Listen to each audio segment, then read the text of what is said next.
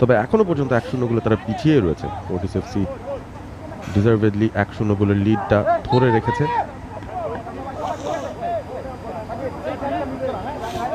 খেলার মধ্যে ইনভলভ হওয়ার চেষ্টা করছেন বাপ্পি।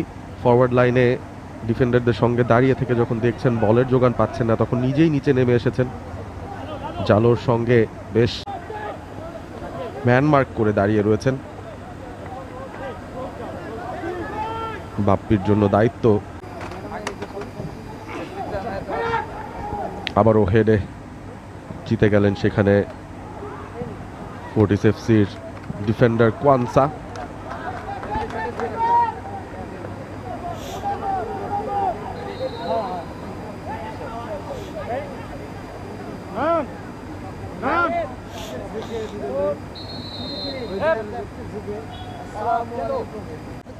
দীর্ঘদেহী একজন ফরওয়ার্ড, গোলের দেখা যদিও পাননি, তারপরও আরামবাগের ডিফেন্ডারদের বেশ ব্যতিব্যস্ত রেখেছেন। আবারও বলটা নামিয়েছিলেন ভালোভাবেই, তবে নিয়ন্ত্রণ রাখতে পারেননি। শোল্ডার চার্জ ম্যাচটা আরামবাগ ক্রীড়া সংঘের জন্য ম্যাচটায় ফিরতে অনেকটা স্পেস আছে। লে অফটাও ভালো হতে পারতো, আরেকটু ভালো বোধহয় হতে পারতো।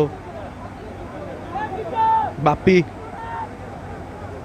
চেষ্টা করেছিলেন, শাওন একটা রান নিয়েছিলেন, নিয়ার পোস্টে ছিলেন তিনি, তবে চেষ্টা সব কিছুই চলছে এই মুহূর্তে।